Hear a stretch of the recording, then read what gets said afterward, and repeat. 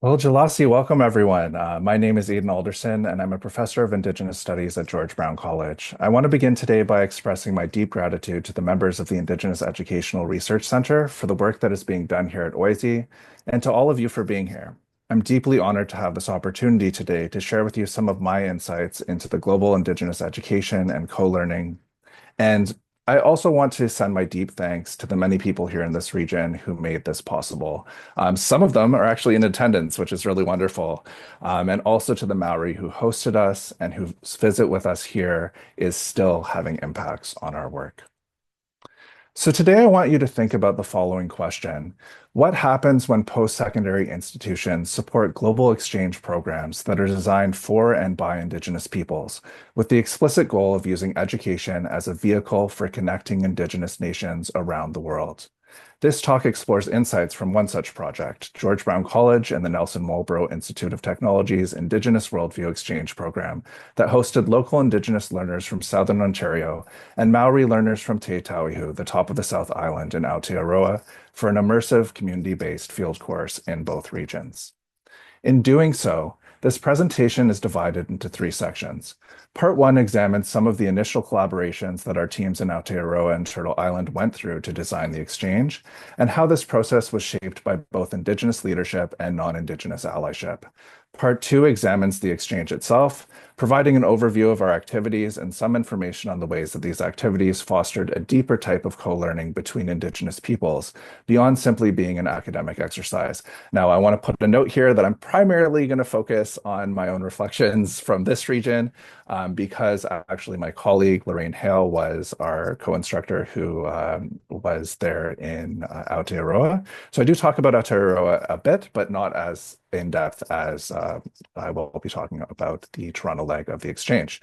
Now, part three weaves insights from these processes together, reflecting on key themes that emerged in our interactions and the way that embracing Indigenous guest host practices created a space for bringing together participants in social, political, cultural, and spiritual work that has persisted beyond the formal exchange program. Beyond the initial question posed in my abstract, I hope today can help you to think about the following. How can we utilize existing structures in the Academy to foster global Indigenous collaborations for the benefit of all people? And when was the last time that you engaged in an activity in post-secondary education that made you feel connected to your ancestors, your kin, communities, and nations? What work in the Academy helps you to feel like your work is part of your more personal growth and journey, or what we might characterize as deeper art work? In January 2024, I was invited to help design a pilot project as part of the initial collaborations between GBC and NMIT in Aotearoa. With encouragement from senior leadership and support from generous external patrons, our institution set out to create the opportunity for learners to engage in a field course that would foster intercultural learning around Indigenous worldviews in Aotearoa and Turtle Island. And we aim to launch this program just within 5 months, beginning in June 2024. While working closely with senior administration at the college, it was requested that I put together an outline of the activities I thought would be suitable for the Toronto leg of an exchange of this sort. Well, initially I had some hesitation in doing so prior to knowing what budget we would be working with. I was really focused on three main goals.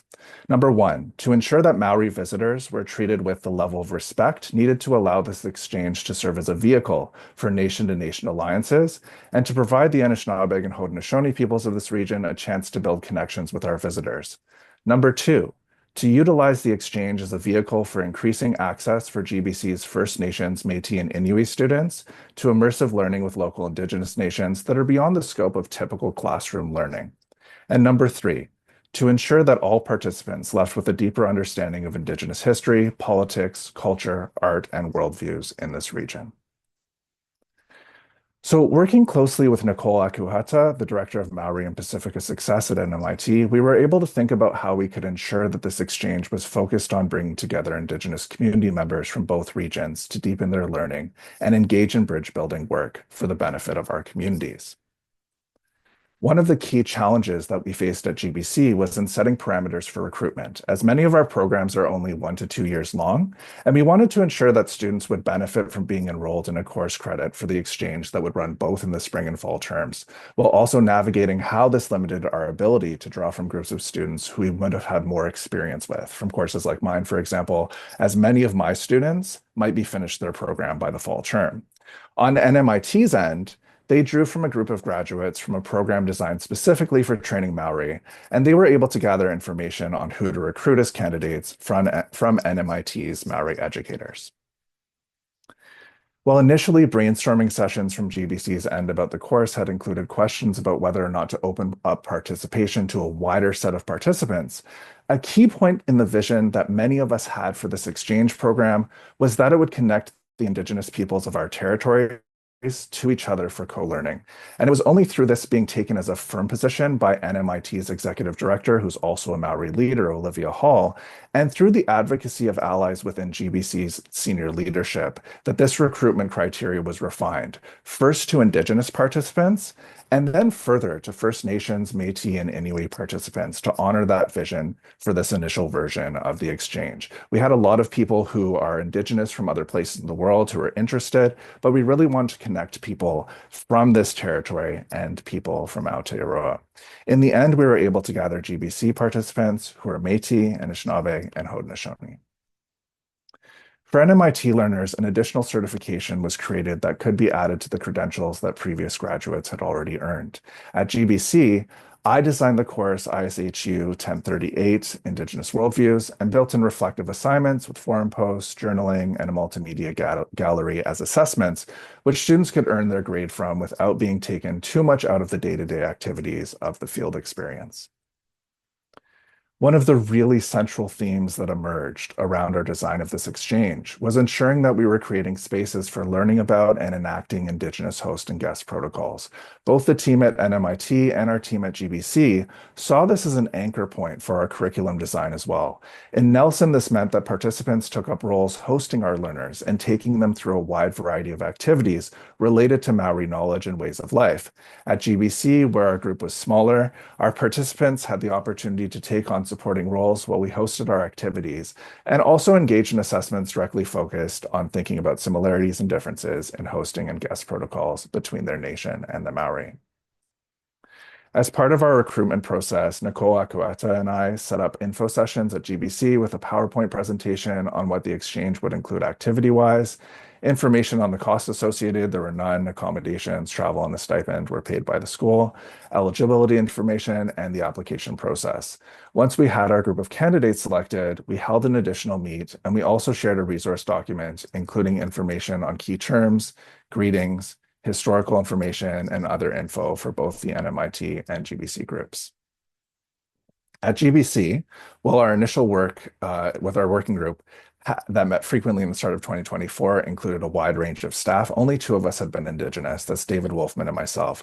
Fortunately, as we approached the exchange date, we had Lorraine Hale, our Indigenous counselor, join as our sole instructor and chaperone for the Maori leg of the trip, and also a co-host with me during the fall, and Jessica Rumboldt, who acted as a co-host and joined our team in a variety of different capacities as the new manager of Indigenous initiatives.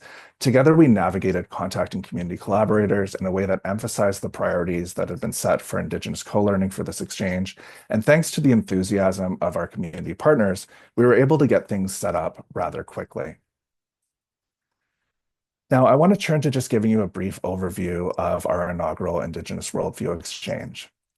So during the first leg of the exchange in June, our learners traveled to Nelson, Aotearoa with GBC's Indigenous Council, Lorraine Hale, as well as other senior admin like Dean Susan Toes, who participated in other activities with NMIT admin during the exchange. During their 14-day trip in Aotearoa, learners from this region got to be formally welcomed to and stay on the marae, learn about traditional protocols, governance and practices, eat traditional food, and sleep in the ancestral house. Over a number of days, they also got to learn about traditional Maori arts, carving, musical instruments, weaving, tattooing, and particularly learned about the pakoi stone and poi making. I'm probably saying that wrong. Apologies if I'm pronouncing things incorrectly. They also took part in traditional waka canoe travel, learning about the history of the Maori and visiting sacred sites, including the Wairu area. And I'm so glad that we've got some of our team in the audience here. It's fun to have Belinda, one of our participants, and Lorraine both in these photos, and knowing that Lorraine's in the audience today. So beyond this, learners got to visit Te Pukenga and MIT, learn about their work supporting academic and professional development for local communities, spend time with local Maori elders, learn from local oral historians, and watch some of the national haka competition hosted at NMIT. At the end of their journey in Aotearoa, our participants got to take part in the Matariki celebrations, taking part in the Matariki Hakari feast, and a sunrise ceremony welcoming in the new year before having a gifting ceremony and final feast together. And you can see this is the sunrise from the beach. So when our students returned, we held a debrief session to ask about the highlights of the trip and what could be improved. One of the key lessons that our teaching team learned and that we were navigating was that the deep level of community connection that the Maori had and the deeply holistic ways of being that were exemplified in their hosting protocols had very emotional impacts on learners depending on where they were in their own journeys of connection to their cultures. We also learned that community commitments can sometimes make it difficult for full participation, both in terms of some students needing to attend to family responsibilities while away, and others not being able to continue on for the Toronto leg, which was too bad, of the exchange upon returning to Canada. Our second leg of the exchange took place near the end of September, with the final day being Orange Shirt Day or National Truth and Reconciliation Day. It's worth noting that in all the cases described here, with the following described activities, at the end of each activity, there was an exchange of gifts with community partners or co-hosts who helped us to facilitate these events from both our team at GBC and the Maori. And this oftentimes led to both our hosts and visitors making room for incorporating additional ceremony. And the Maori often bring forward this deep sense of gratitude and connection through traditional singing and or haka. So to start things off in a good way, we set up a welcome event with breakfast at Waterfront Campus involving smudging, drumming and singing by Sarah Louie, a formal welcome to the territory by Veronica King Jameson from Mississaugas of the Credit, and made sure that there was space allocated to every person in the room introducing themselves personally, rather than just having typical remarks by leadership. Our Maori guests from NMIT really drove home the emphasis on taking time and space to begin things in a good way when they entered the space and immediately began to sing, doing call and response, acknowledging their home, the ancestors that were present, and the lands they were visiting. And really, this was like a pivotal moment for a lot of us because it really set a tone that would continue on through the Toronto leg. After our breakfast, we went to Crawford Lake to discuss the history of the Wendat in the region. I really wanted to make sure that we acknowledged the importance of the Wendat here, in spite of them not having a settlement in the region currently. And in addition to the guided tour we took, we shared food, and later on, they were also able to learn about some of the teachings that had been recorded by Wendat knowledge keeper Catherine Tamero, and to hear about Wendage, which is, of course, the Wendat community closer to Quebec here. Our second day focused in on exploring the city with a visited and guided tour of Indigenous art exhibits in multiple galleries. Our first stop was at the AGO, where I kind of led people through a bit of a tour with notes from AGO's Indigenous educator, Kelsey Melanson. And we explored Inuit carving, modern art, Christy Belcourt's Métis dot art, and more, as well as discussing some of the tensions around the lesser-known spiritual objects that are hidden in the back of the gallery. The group then did a scavenger hunt with my co-host Jessica Rumboldt before visiting Niall Johnston and Wade Bouet's exhibit at the Market Gallery that showcased Anishinaabe stories and teachings through paintings, music, and animations. For some of the Maori who were visiting us, Toronto was the largest city that they'd ever traveled to. So recentering the Indigenous context of the region was a really important step to helping them to situate their work during the exchange. As part of this, we took the group on a first story bus tour where they were able to deepen their knowledge of the Indigenous history of this region. And after the tour was done, our participants had lunch and took part in a Métis beading workshop downtown. And here's just a photo of us from High Park here. You can see John Johnson in the middle here, our other hosts from the First Story Project, and some of our participants. And we just had a wonderful time learning about the history here in Toronto. Our exchange group was really fortunate to be able to visit the Teaching Rocks to learn traditional teachings and participate in ceremony with Elder Lorenzo Waitung from Curve Lake First Nation. And this was during a time period where the petroglyphs are not open to the general public.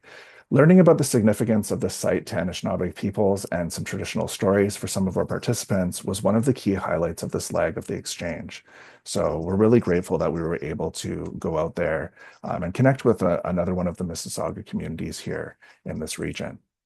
The following day, our activities focused on connecting our exchange participants with the nations whose lands they were visiting. We traveled to 6 nations of the Grand River. Participants got to take part in a sweat lodge ceremony. We had a lunch curated by Isha Eats with traditional foods, berries, fish, sweetgrass, tea, etc., and then ended the day at a formal feast held by the Mississaugas of the Credit for the Maori with ceremony, gift exchange, drumming, and dancing, allowing all participants to meet more of the community. On the 6th day, we allocated the day to rest for our guests. We had done a lot, right? There was going to be a hockey game at the night, but many people still took part in the Orange Shirt Awareness activities at GBC that were being hosted by Jessica Rumbold, and others also went to the Indigenous Legacy Gathering at Nathan Phillips Square that was hosted by Council Fire as well. So people were still kind of engaged in a lot of the activities, even though it was a rest day. Many of you will know this, but the Toronto Islands have long been a place of historic and spiritual significance to Indigenous people of this region. And we started off our 7th day with Mississauga elder Gary Sue and his firekeeper learning traditional stories and traveling to Snake Island, where we had a sacred fire and feasted together. And this is a picture of us out on Snake Island. In the night, we had a feast in honor of our exchange participants at GBC's Culinary School fine dining restaurant, The Chef's House, with an Indigenous menu by Chef David Wolfman. And our feast also featured performances by jig dancer Oriel Diot and a Thanksgiving address and other kind of ceremonial activities by Haudenosaunee Elder Greg Loft. It was just a really wonderful event, just being able to celebrate all of the people involved in this exchange. So even though we were at the end of the powwow season of the powwow trail, we were able to teach participants about powwow culture a little bit and to bring our guests to the UTM All Nations powwow, where the Maori were actually invited to join in grand entry and were formally welcomed.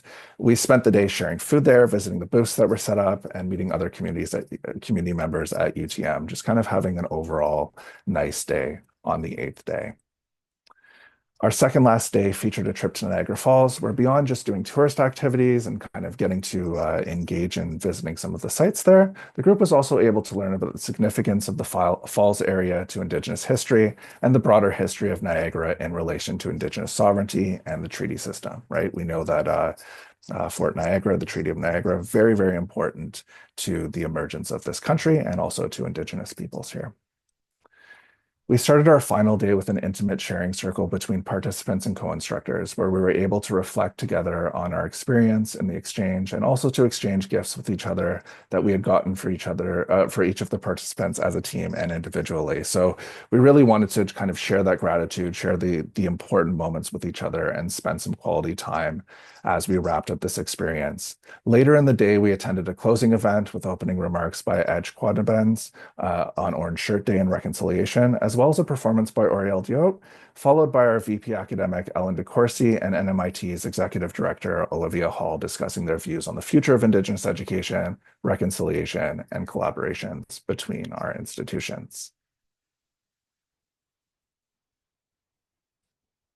So for learners, the inaugural Worldview Exchange Program between NMIT and GBC allowed them an opportunity to immerse themselves in Indigenous ways of knowing and being in Aotearoa and the Southern Ontario region, while building their own connections to both regions as Indigenous peoples.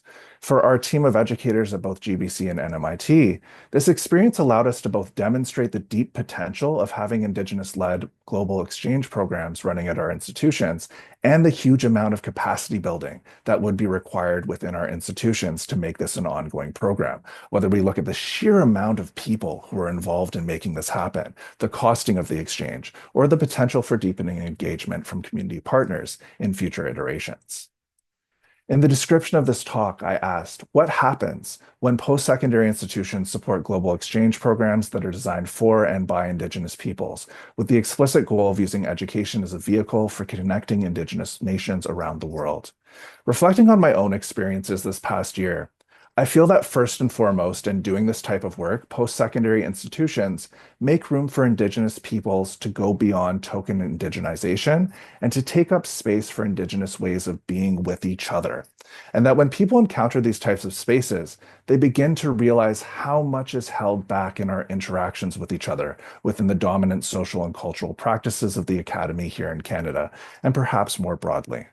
When writing this talk, I kept going back to that moment in day one in Toronto, when many of my colleagues first met the Maori, and how the engagement with ceremony, with holding space for every person present, immediately set this tone for all people to be aware of the potential of recentering themselves in gratitude. And I really think that, more broadly speaking, there was an engagement with our emotional selves that I don't think a lot of people were expecting who were in the room. And it really brought a lot of us a lot closer as a community at GBC as well. So many of us who work with Indigenous communities try to urge those who collaborate academically or professionally with community to ensure that certain protocols are met regarding compensation, removing administrative hurdles to accessing honorariums, et cetera, for community partners. But recentering Indigenous worldviews, many of us also try to remind people to give gifts that have personal significance to the people you work with, and that gift giving is about more than transactional behavior. It's about honoring each other and moving through the world in a good way. As part of this work, I spent much of the time in my off hours, and my colleagues did as well, of the exchange, gathering and preparing gifts of medicine, sweetgrass braids, cards, and other items of significance for all community collaborators, participants, and guests. But I want to share with you a moment that was clarifying for me as well. Because on the first day of the exchange, I actually didn't bring a gift for our non-Indigenous tour guide at Crawford Lake. And at the end of the guided tour, my Maori co-instructor, Nuki, asked me whether or not I had a gift for them. And although she was really kind to me about this during and afterwards, it was obvious when I did not that I had made a faux pas when it came to the protocols that the Maori expected me to have as a guest and a host. And this gave me a moment to reflect on because I'd become used to understanding gifting protocol in terms of community collaborations with Indigenous people rather than embodying this in all of my collaborations with all people. And while we may not have time to unpack this here, I think this is related to the way that I and perhaps others have had to compartmentalize our expectations when navigating Indigenous and non-Indigenous environments. It reminds me of the Maori concept of manaaki and the Mi'kmaq concept of emsit nogama, all of our relations, right? And how we can cherish and uplift all beings that we encounter, right? Recentering that principle, that protocol. And it was a really important moment for me during the exchange. It will come as no surprise to anyone either from or familiar with Indigenous communities that both ceremony and feasting emerged as a central process to our co-learning during the exchange. And in the Ontario leg of the exchange, often these were the anchor activities in each place we would go to through song, drumming, dancing, smudging, doing sweats, storytelling, having sacred fires, feasting with each other, with hosts, community partners, and visitors, while also taking up traditional practices related to gratitude during these activities as well. Through these anchor activities, we were able to come together and listen to each other in a good way.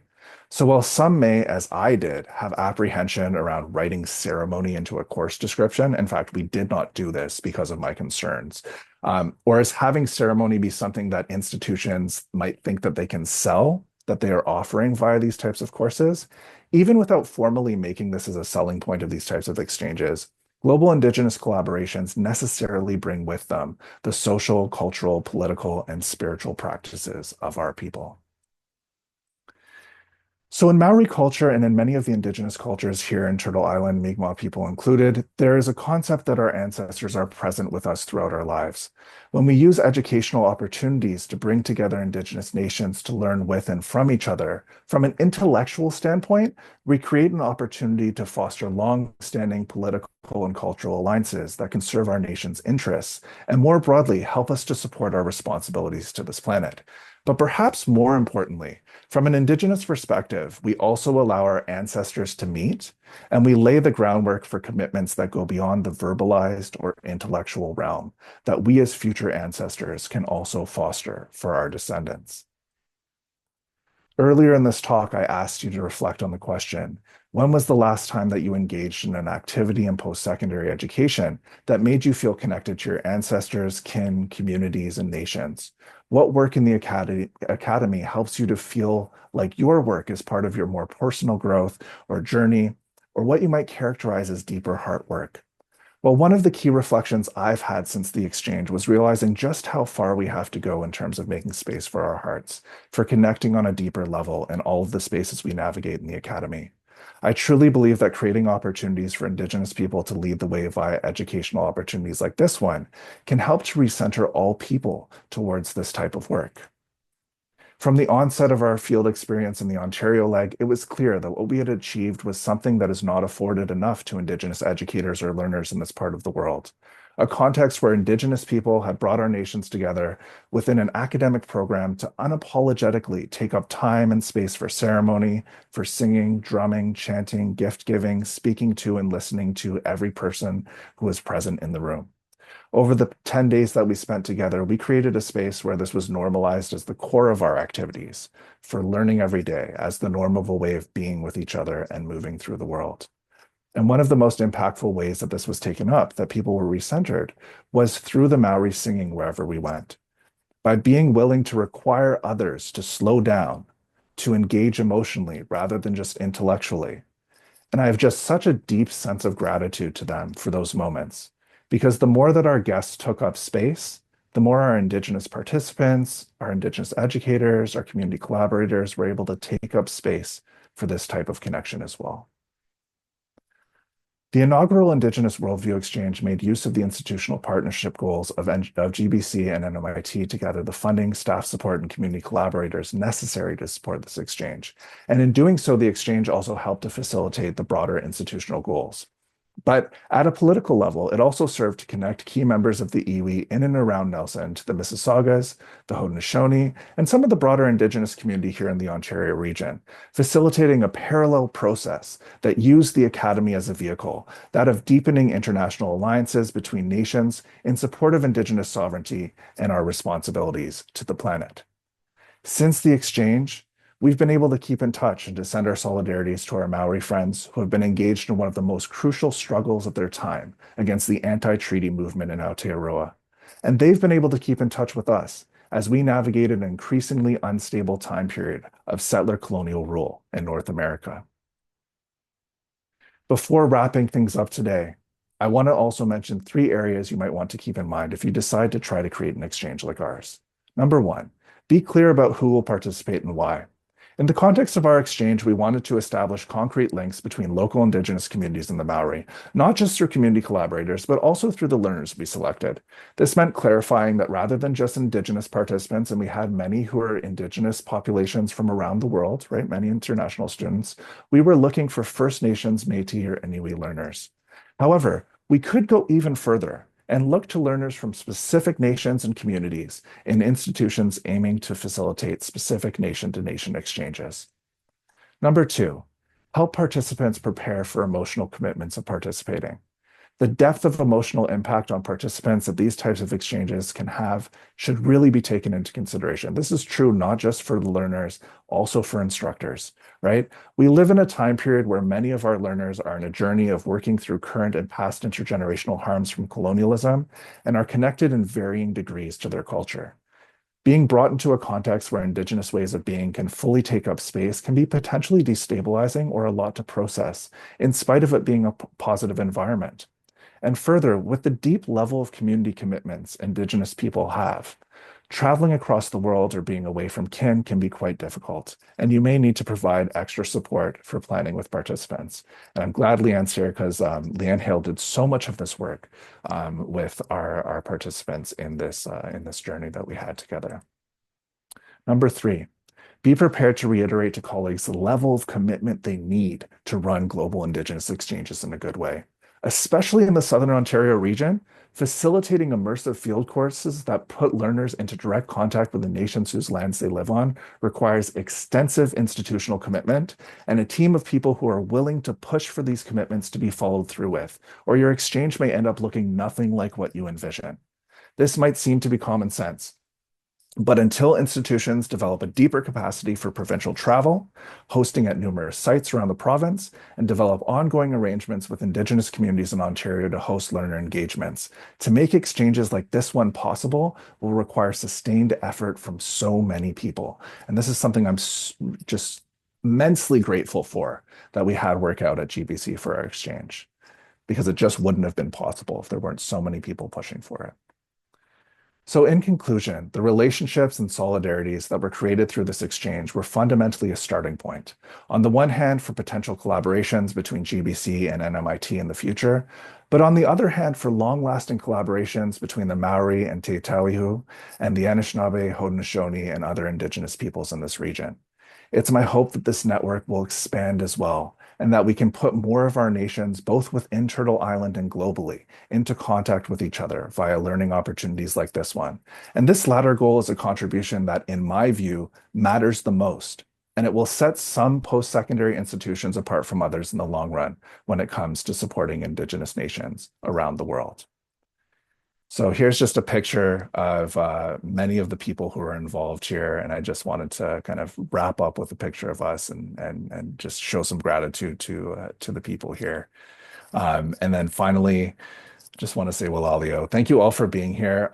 If you have questions or comments, we'll have time for that now. I also, just for the recording's sake, if anyone wants to connect to talk about today's talk or to discuss opportunities for advancing connections between global Indigenous populations more broadly, you're very welcome to email me at aedan.alderson@georgebrown.ca. And I might just start off with a question. I was so curious.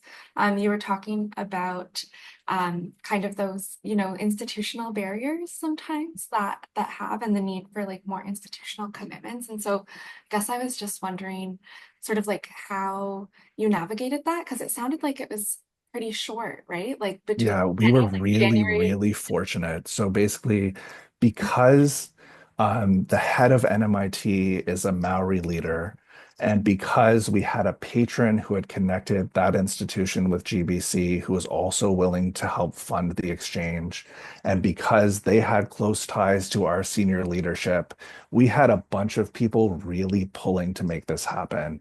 And it's something that I think the extent of what was accomplished, not only in a short time, but in general, required so many people coming together and kind of being on deck kind of constantly until the exchange was finished, that it's one of those things where it's just right time, right place, right? And I think that that's one of the things that has really been, and not to, right time, right place, but a lot of work as well by the people who are contributing, right? But I think that that's something that I've had conversations since with people at GBC about, like, what is our capacity to do this again sometime? What would that look like?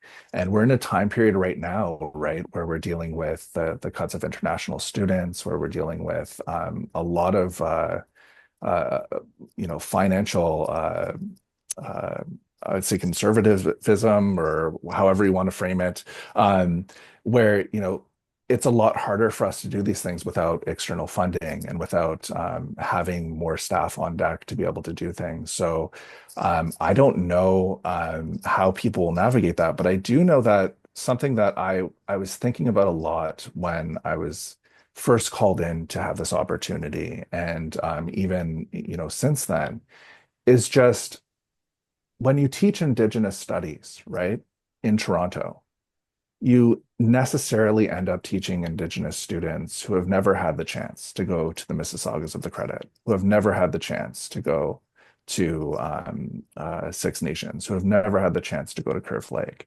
who may not have had the chance to go on the first story bus tour, right? And so many of the things that we were able to do are things that would really benefit all learners, but would especially benefit Indigenous learners in this region. And we have wonderful institutions that are filled with a lot of brilliant people, but we haven't built that capacity yet to really be as connected as a lot of the places that I've been to.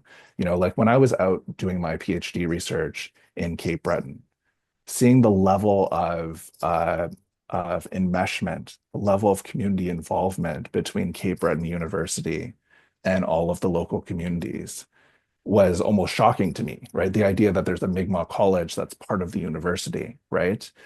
There's a lot that can be done, and there's a lot of different things that are being done by different institutions here as well. But I think that it is about capacity building, and navigating those kind of challenges requires a reason.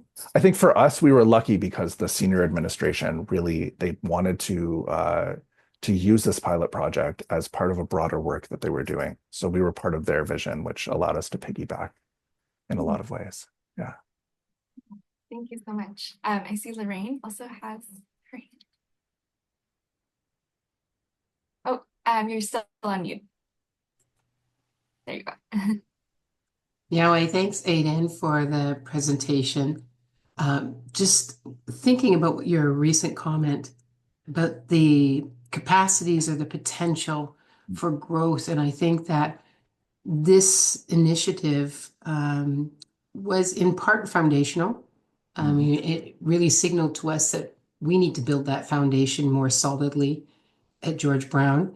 But I do see potential, significant potential for us to partner with, for example, when we were at the petroglyphs with Elder Lorenzo, he's part of the Indigenous Studies program at Trent, and they regularly have teachings and trainings and different sites. They have land-based programs that we could potentially partner with. And I think that when we talk about beginning to build these relationships and build our capacity and really lean into the growth opportunities, I think there is tremendous opportunity for us here in Ontario to build those capacities with our other nations that surround us. And I think that that's the richness of this. Really kind of opened our eyes to what is possible. Yeah, I think you're 100% right. And that's why I really think Toronto is really different from a lot of places, because like, we could partner with the Mohawk Institute and be right out there. We could be partnered with Lakehead and be, engaged with the communities that are out near Thunder Bay. There's a lot of different institutions in Ontario that are a lot more that, both through proximity and also through community engagement, have a lot more of this already built into their structures, I think. And I think in terms of like the potential for multiple institutions joining together to make it more of a network is something that would also be really beneficial as well. Yeah.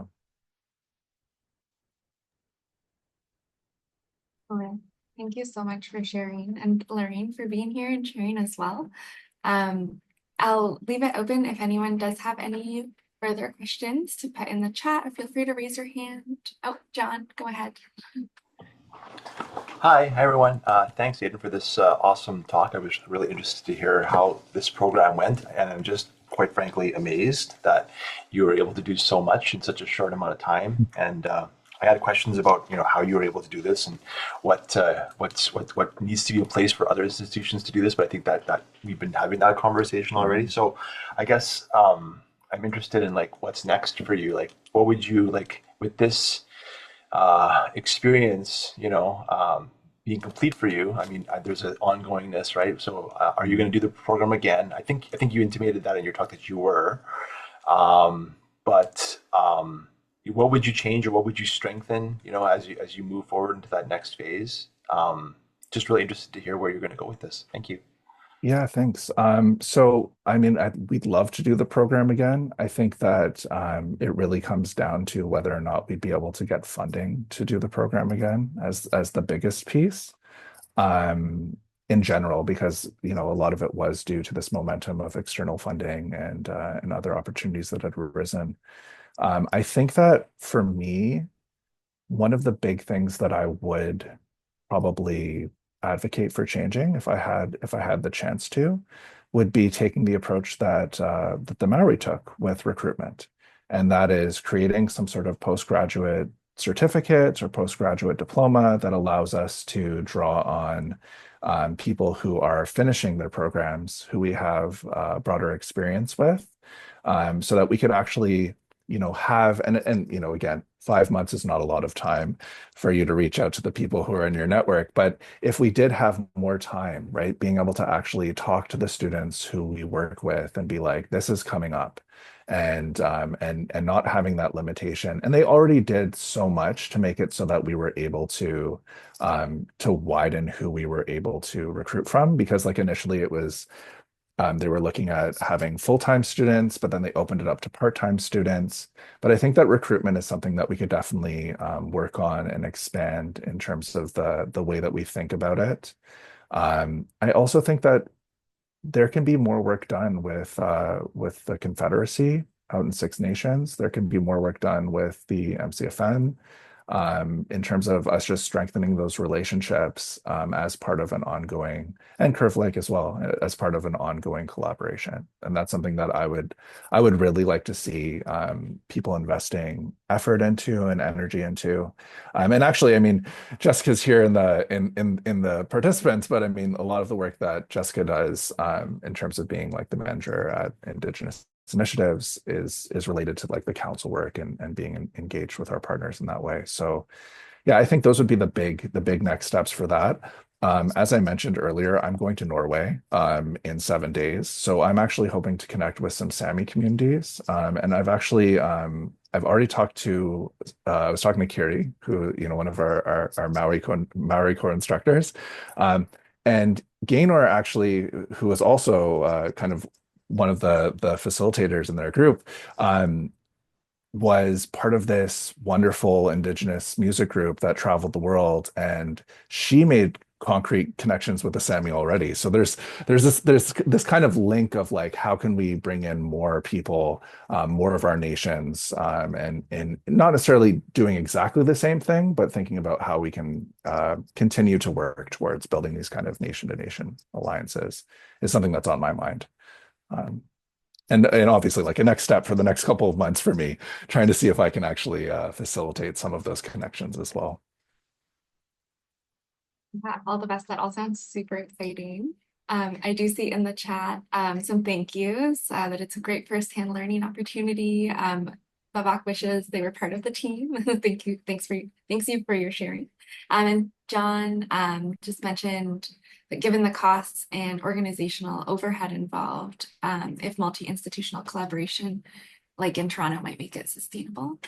I want to speak to that a little bit.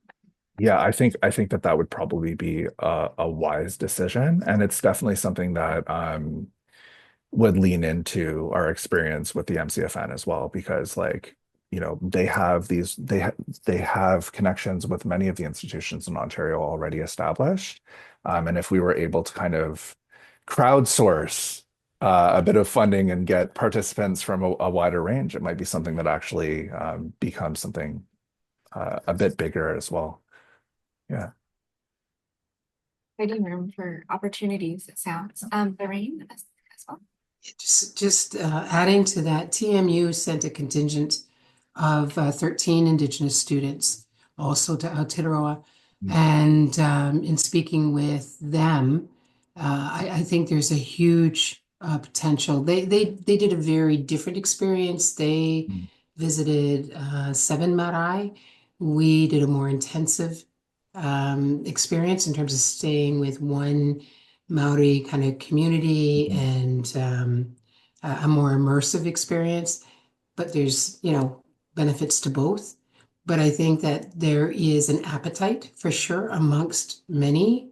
Was recently at the International Indigenous Abroad Symposium. So they're looking at how do we create these collective opportunities and how do we work more collaboratively to make that happen. So I think that there certainly is a momentum happening now.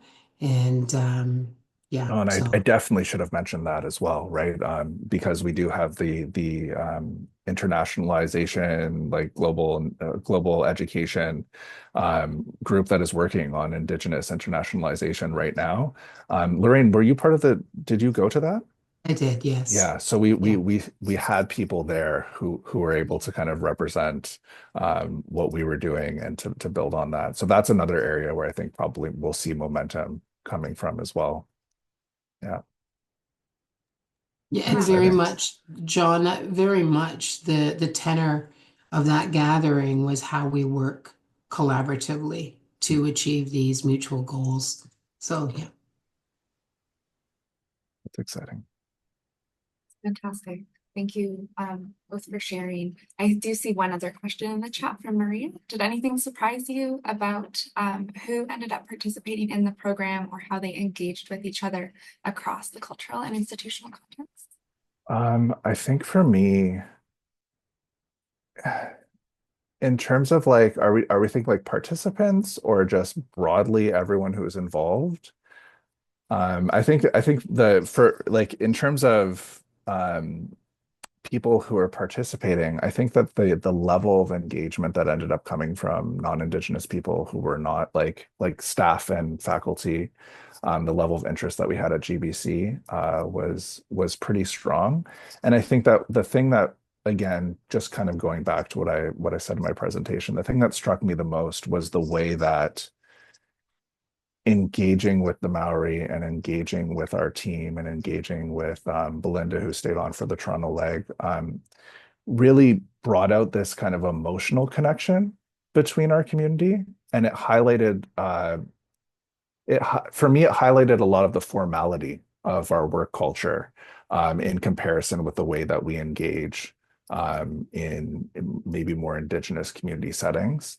And I think that that was a transformative moment. Like there was, people who normally would be in very structured or hierarchical conversations with each other, potentially opening up more to each other and having more of a kind of communal feel. I feel like that was something that was really transformational in terms of institutional context. Yeah, I mean, I think that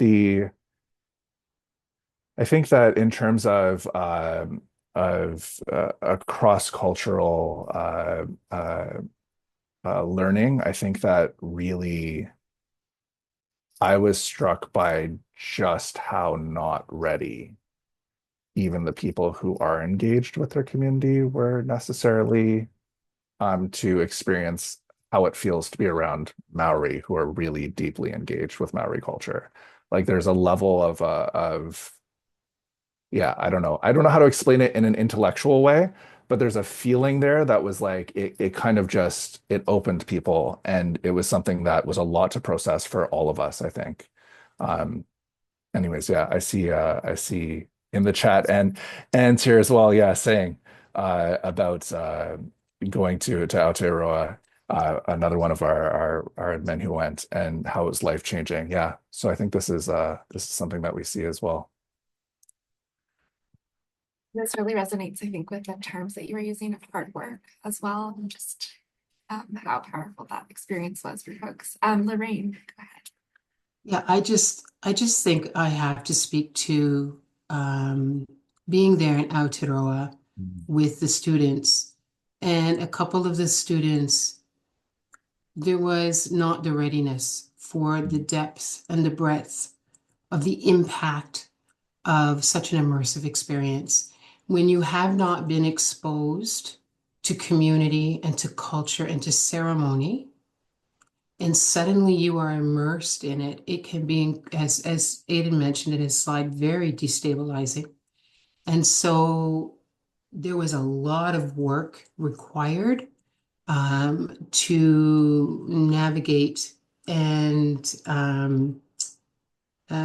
endeavor to just get through the 10 days, 12 days that we were there. So, and it speaks to what Aedan was talking about the recruitment process. I cannot score enough how imperative that recruitment process is in terms of the readiness in terms of the safeguarding for mental, emotional, spiritual, physical wellness while you're away. And I think that that was tremendous learning for all of us. And something that's certainly carrying forward for myself. It was a transformational experience. You know, lifelong connections with my Maori whānau. But it saddens me that some of the participants perhaps did not take that away because of the lack of readiness and just where they were at in their journey, which is completely understandable. But I think that if we were to do it again, there's certainly be things that we would do differently. And there was so much relationship building between the Maori instructors and the participants they chose prior to them being chosen. And I think that that's something that like really speaks to some of the limitations that we were facing because of just the institutional structures of having these 1 year, 2 year programs, right? And yeah, definitely.